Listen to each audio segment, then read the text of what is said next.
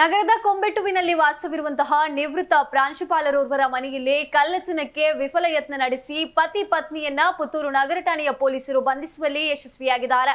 ವಿವೇಕಾನಂದ ಕಾಲೇಜಿನ ಪ್ರಾಂಶುಪಾಲರಾಗಿದ್ದ professor AV. Narayana ಪೊಲೀಸರಿಗೆ ದೂರನ್ನ ನೀಡಿ ಡಿಸೆಂಬರ್ 7ರಂದು ಮಧ್ಯರಾತ್ರಿ ಯಾರೋ ಇಬ್ಬರು ಅಪರಿಚಿತ ವ್ಯಕ್ತಿಗಳು ಹೆಲ್ಮೆಟ್ ಧರಿಸಿಕೊಂಡು ಮುಖಚಹರೆಯನ್ನ ಮರೆಮಾಚಿ ಮನೆಯಿಂದ ಬೆಲೆ ಬಾಳುವಂತಹ ಸೊತ್ತುಗಳನ್ನು ಕಳ್ಳತನ ಮಾಡಲು ಮನೆಯ ಹಿಂಬಾಗಿಲಿನಿಂದ ಮನೆಗೆ ಪ್ರವೇಶಿಸಿ ತಮ್ಮನ್ನ ಹಾಗೂ ಅವರ ಪತ್ನಿಯನ್ನ ಬೆದರಿಸಿದ್ದಾರೆ.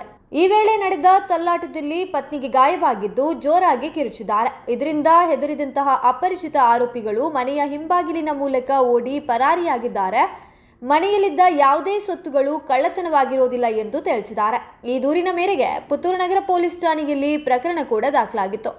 ಪ್ರಕರಣದ ತನಿಖೆ ನಡೆಸಿದ ಪುತ್ತೂರು ನಗರ ಪೊಲೀಸರು ಆರೋಪಿಗಳಾದ ಪ್ರಸ್ತುತ ಪಂಚದಲ್ಲಿ ಬಾಡಿಗೆ ಮನೆಯಲ್ಲಿ ವಾಸವಿರುವ ಮೂಡೂರು ನಿವಾಸಿ ಕಾರ್ತಿಕ್ ರಾವ್ 31 ವರ್ಷ ಮತ್ತು ಆತನ ಪತ್ನಿ ಕೆಎಸ್ ಸ್ವಾತಿ ರಾವ್ 25 ವರ್ಷ ಇವರನ್ನ ಹಾಗೂ ಕೃತ್ಯಕ್ಕೆ ಬಳಸಿದ ಮೋಟಾರು ಸೈಕಲ್ ಅನ್ನ ವಶಕ್ಕೆ ಪಡೆದಿದ್ದಾರೆ. ಆರೋಪಿ ಕಾರ್ತಿಕ್ ರಾವ್ ಸಹಾಯಕ ಅರ್ಚಕರಾಗಿ ಕೆಲಸ ಮಾಡಿಕೊಂಡಿದ್ರು.